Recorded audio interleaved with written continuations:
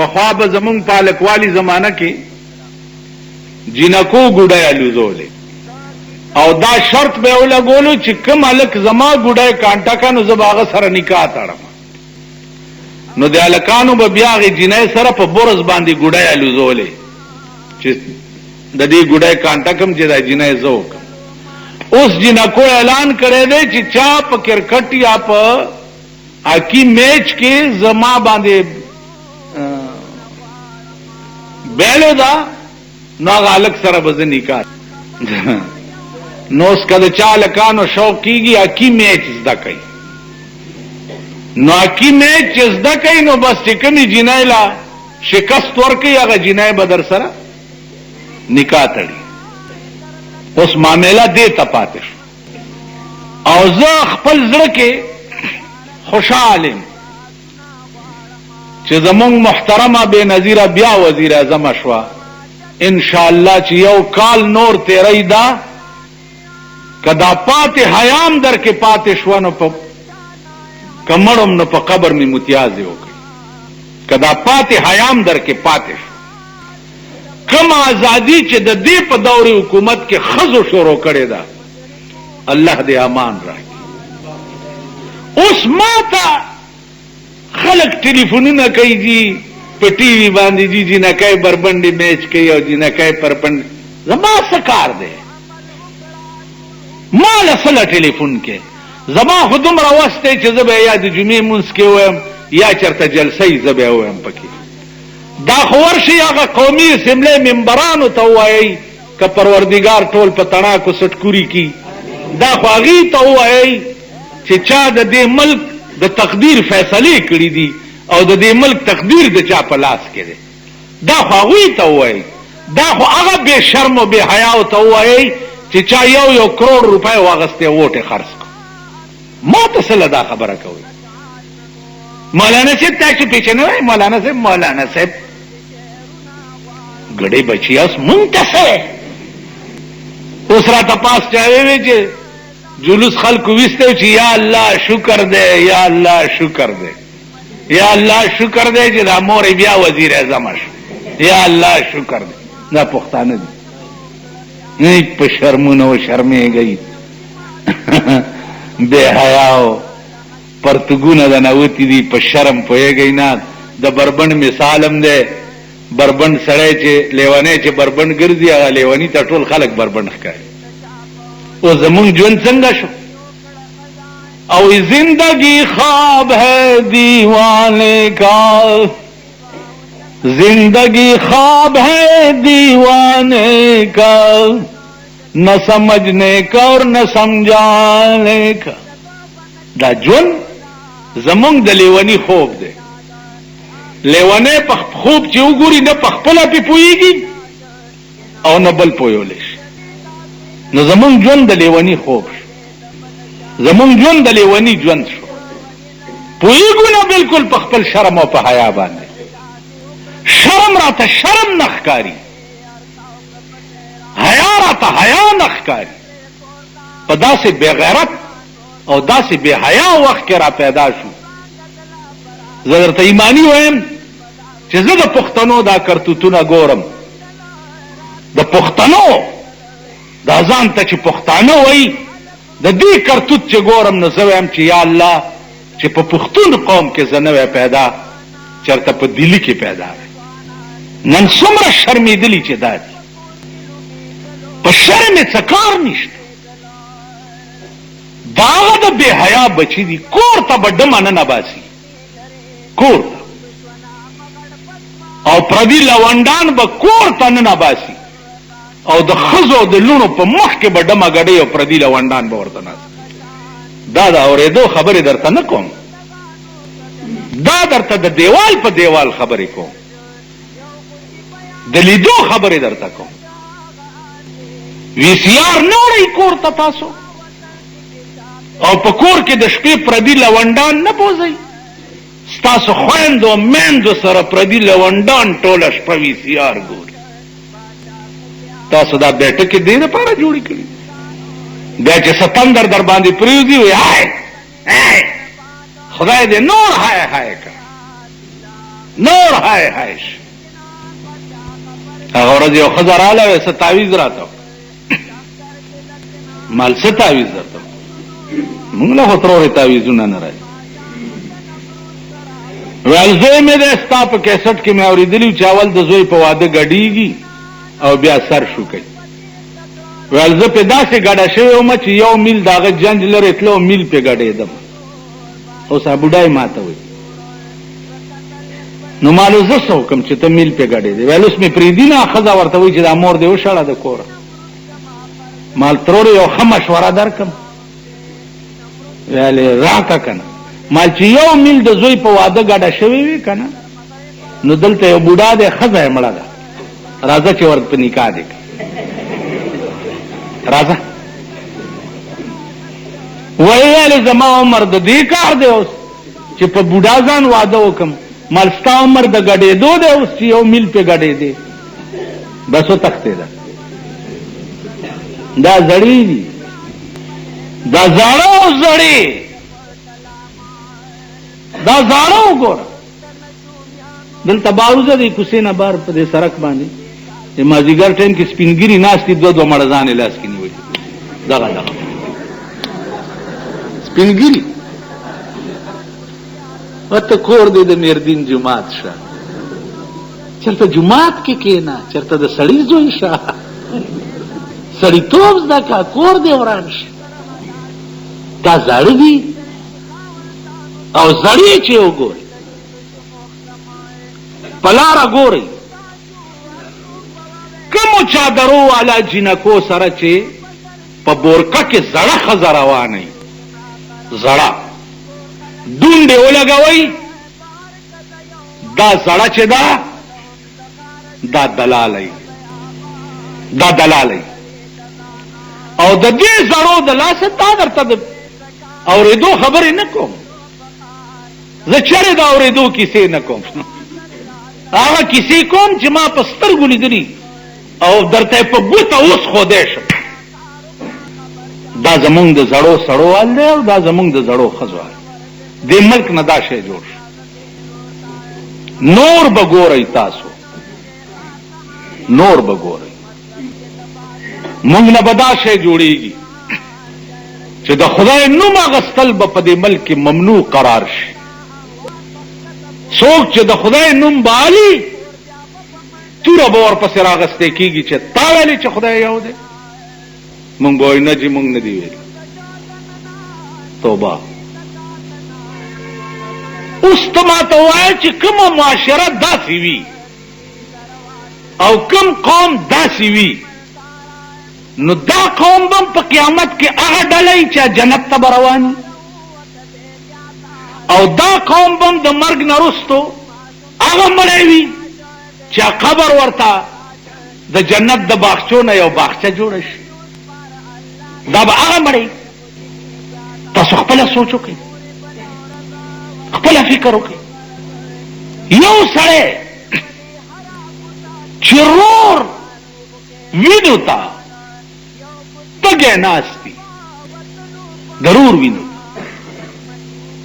یو سړی چې راپاسي د دولت د پاره هغه ورځې پلار مړ کړی دی پلار ولې ولا ځوان عمر ډېر راته ښکارېده دا مال په بل طریقې ماته نه پاتې کېدو نو مال چې راشه مړې که نو د شپې د بالښت رګړ په دې مړی ورکړی دی وجلې اوس ما چې پته ولګېده چې دا پلار یې ولې مړ کړو دا چل څو دا پلار یې ځکه مړ کړو چې دې پلار یې په لاهور کې ډمې ساتلې وې او دې ځای نه بتلو په لاهور کې به پیسې په ډمو هلته باج کولې نو زوی ورسره دا چلو نو خبره چې ما ته چې یاره جي چې دا به ګناهي کوي مال ګناهونو پسې مه ګرځه خدای دې ما معاف کړي خو داسې ارامي ژوندی پرېښول نه و پکار مال خدای مې دې نه ګناهګارۍ په دې تاسو پوه شئ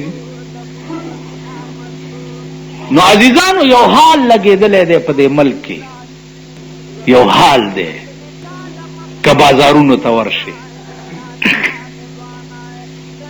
که دکانونو ته ورشي هر سړی په دې طاق کې وي چې مرداره بچرته په دې تاک کې وي. نو چې د یو سړي شپه ورځ تصور مرداره وي، شپه ورځ، او دا سړی مړ شي، نو د مرګ نه وروسته د ده قبر به هم د جنت د باغچو نه یو باغچه وي. خپل ملک ته لږ وګورئ نو ما ته څه ضرورت دی د تفصیل بیانولو. خپل ملک ته وګورئ. زه یې ونیوم او د شب قدر قلا کې یو کال قید کړم. نو کله کله به بارم اجازت راته شوی او بار به ګرځېدم، نو یو سړی په ډانګورو ګرځېدو. ما ورته ویل چې هلکه دا خپلې خوږ وتانئ چې غوسه کړې ده. ما ته وی کېنه. نو د سړک په غاړه یې کېنولم. وی چې قصه داسې وه چې زه د باجوړ نه پاس د هغه غرونو یم، اوښان مې ساتلي. نو زما یو اوښ لیونی شو. چې لیونی شو نو ما پسې شو. چې ما پسې شو زه مخکې اوښ را پسې منډې منډې منډې. ویل د غره بیخ کې ادیره ده، هلته هغې کې یو سمسته غوندې وه، په هغې کې ورننوتم تی چې دې بلا نه اوس خلاص شي. وی دا اوښ راغی او د هغه سرنګ په دې خوله کې راته سملاستو او دا بوتاړې په سرنګ کې کېښو. مطلب یې دا و چې راوځې به په کمه. وی سرنګ کې زه ناست وم چې ډېر ساعت تېر شو، نو نظر مې ولګېدو، لږه رڼا شوه. چې ګورم مړی پروت دی، ډانچه ده، غوښه پې پورې نشته، هډوکي پراته.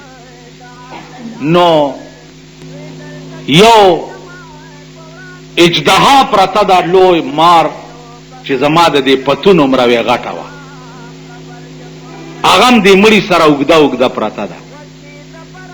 او د هغه اجدها په دې سر باندې د دې کټې ګوتې عمره یو سپین لړم ګرځېدو، او د هغې هغه شرار آواز د هغه لړم چې و داسې شرار یې کولو لکه د پاس نه چې اوبه را پرېوځي، یو نیر را خلاصي د پا نه او شرار کوي، داسې د هغه لړم شرار آواز کوي. اوس دا لړم 10 منټه چې تیر شي نو لاړ شي د دې مړي د کوپړی له یو ټک ورکي. چې ټک ورکي نو دا کوپړی داسې چو غوندې آواز وکړي. ویړه کې مې خیال کولی چې اوښ نه د منډې والې په بل قهر واورېدې. دا اژدها چې دا د دې لړم د وجې رپي نه او نه غږ کوي، غلې پرته ده. ویړه کې مې خیال وکړو چې ته خو هسې مړې، یا به دې دا مار خوري او یا به دې دا لړم خوري، خو راشه دا مار خو دې غضب نه خلاص کا. وی کیړی مې راوویسته او دا لړم مې د دې اژدها د سر نه داسې ووالو او په کیړی مې مړ کړو. خو چې مې مړ کړو زما کیړی په لاس کې ایره شوه. چې ایره شوه دا اژدها روغ غوندې وخوځېده او پویه شوه چې لړم خو لرې شو. نو روانه شوه او بار په دې سوري وته. چې وته نو د دې اوښ دا بوتاړ چې دی په دې باندې د اژدها چک ولګولو. چې چک یې ولګولو نو ویلې دا اوښ چې دی کل بل یو 10 سیره پاتې شو، ټول راغونډ شو داسې او وسوځېدو او ایره شو. او اژدها هم بیا راننوته او هغه د مړي لاس سره سملاسته. زه چې ډېر ساعت پس تېر شو دا اوښ خوځېدو نه، چې بار ووتمه نو دا اوښ مې چې ولیدو نو یو لته مې د غوسې نه په دا خېټه کې ورکړه چې بیړه دې غرکه شه، په ما خو دې مرګ تېر. وی چې لته مې ورکه زما دا خپتر ګوډې ګوډې پکې ننوته، ځکه چا خو ایره شوی و. بس وی خپې نه مې غوښې پرېوت. چې غوښې پرېوتې چې تر کوره را رسېدم او صاحب وی اسپتال ته چې را رسولم ډاکټرانو ولیدم، ویله په بیخ کې ته دا خپه پرې کوي که نه بلکل ټول اوس به پوایزن کېږي، دغه زهر به شي ټول بدن. وی دا خپه رانه بیخ کې غوسه که. دا ویل ما سره دا چل شوی. عزیزانو عرض مې دا و چې حدیث کې راغلی دي صحابو ورسره پیغمبر پلار روان، چې پلار روانو نو یو دوه قبر یې ولیدل او وی فرمایل چې هما يعذبان، دا دواړه قبرونه په سخت عذاب کې گرفتار. وما يعذبان فی کبیر، سلوه ګناه نه وکړي او خدای رانی ولی دي. نو د قجوري یو ډکه راواغستو، آی په منځ دوه کو نیم ډکه په یو خبرو او ټومبلو نیم په بل. صحابه ته وی چې دا شین ډکه د خدای ثنا وای، چې ترکمه دا ډکه شین وینو په دې مړو به عذاب نه. صحابه ته وی چې صحابه کده دې یری نه وي چې تاسو به بیا سبا مړ نه خخوي، نو ما بنن دعا کړې وي چې په دوی څه عذاب دی چې دا خدای تاسو ته وخی. او خی درته ځکه چې بیا به د یری مړ نه خخوي چې د قبر کې خو ډېر لوی مصیبت دی. تاسو خیال راکړئ. نو صحابه تپوسو کو چې دې څه ګناه کړې و دې مړو؟ وې دا یو مړی داسې و چې تشي متیازې به وکړي او دس به نه وچولو، د تشو متیازو ساس کې به په بدن پرېوته. خدای په دې کې رانیولی دی او په سخت عذاب کې گرفتار. دې ټکي ته وګورئ. او دا بل چې و دا چغلی خور، د یو خبره به یو ته رسوله او د بل به بل ته رسوله، دوه به جنګول. نو د کار دا شیطانتو، نو الله په دې عذاب کې گرفتار کړي. د مرګ نرستو په دومره ګناه باندې به چې مؤاخذه وشي، نو پیغمبر په قبر ولاړیم لاندې خدای رانی ولی. ما په دې خبرو پوهیږئ؟ پیغمبر په قبر ولاړی اوم لاندې امړه خدای رانی ولی. نن ستا عقیده دا ده چې پلانی زیارت ته لاړم خدای به مې پرېږدي او پلانی پیر صاحب نه مې طریقه وکړه خدای. نه پیر صاحب ځان له په غضب اخته یې چرته ځان خلاصولی شي که نشي خلاصولی. تاسو خیال راغی. ځکه چې دی بچغې موالی چې پاکستان کا تقدیر بے نظیر بے نظیر، نو د پاکستان د تقدیر واګي بیا د بے نظیر په لاس. دې سره زما کار نشته چې دار چا په لاس کې راځي. خدا سے پوهیږم چې د الله پاک اراده دې ملک ته سخی نه دي. ځکه چې په کم ملک او په کم قوم باندې خدای پاک عذاب را وستل غواړي، نو داغه ملک او داغه قوم آثار بدل شي، داغه ملک او داغه قوم نه عقل لاړ شي، هوش او आवाज تلار شي، عقل او فهم تلار شي.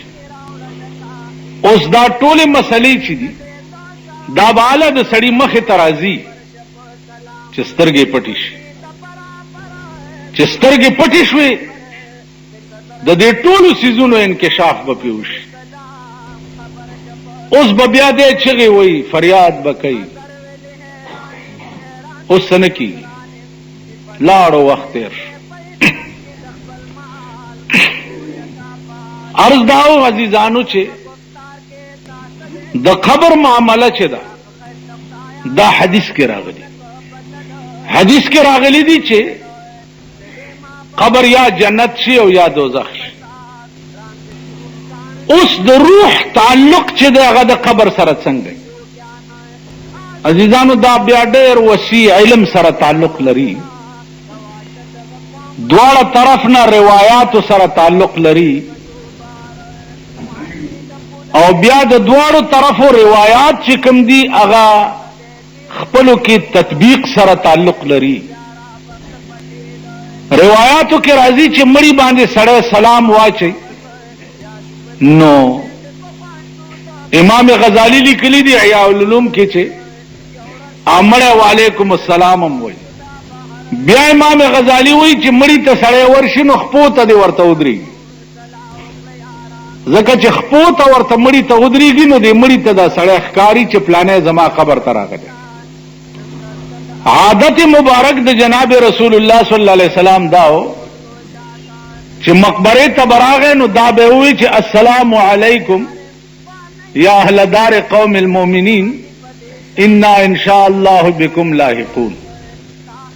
پتاسو دې سلام وی هغه خلقو چې د زمکه لاندې اوسېږي، مونږ هم که د خدای رضا وشي زر دې چې تاسو سره به یو ځای شو. حضرت عائشہ فرمائی چې تپوس شو د رسول الله صلی الله علیه وسلم نه چې تاسو چې په دې ادیره سلام واچوي نو مړي دا سلام اوري. نو حضور فرمایل چې اوریدل خو څه کې بلکې رد سلام هم کوي، وعلیکم السلام هم وایي. په دې کې د احناف او د شوافیع اختلاف ته په سماع موتا باندې احناف قائل نه، داغه بیا مختلف جوابونه دی، هغه وګد باسته استاسو مخ کې اوس چېړم نه. بیا د قران د بعضی الفاظو نه دا معلومیږي چې انسان کې دا روحونه چې دي دا دو دي، یو روح د حیات ته او یو روح د تمیز دی. یو هغه روح دی چې سړی په ژوند دی، او یو هغه روح دی چې سړی په د شړی بل شي شناخت کولی شي. لکه د دې داسې مثال تاسو وګورئ چې سړی اوده شي، نو اوده سړی ته که زوی پلار رور ښځه څوک کټ سره ولاړي نو دا اوده سړی پیژني چې پلانې ولاړ دی؟ حاجی نه پیژني، ځکه چې دغه وخت کې دې سړی نه هغه د تمیز روح وته دی چې بل په وپیژني. د اوده کېدو په ټیم کې د تمیز روح اوزي او د حیات روح پکې وي، او د مړ کېدو په ټیم کې د تمیز روح پکې وي او د حیات روح ته اوزي. نو ګویا علماء وایي چې روحونه دوه دي، یو د تمیز روح ته او یو د حیات روح. نو د اوده کېدو په ټیم کې د حیات روح پکې وي او د تمیز ته اوزي. سړی ژوندی دی او بل نشي پیژندی، او د مړ کېدو په ټیم کې د تمیز پکې وي او د حیات ته اوزي. نو ګویا په قبر کې د تمیز روح چې دی هغه پکې وي او د روح د حیات ته وته. خود حیات د روح تعلق چې دی هغه د علیین او د سجین نه هم د قبر سره وي. تعلق ور سره ځکه چې دی په خو بد محسوس کی،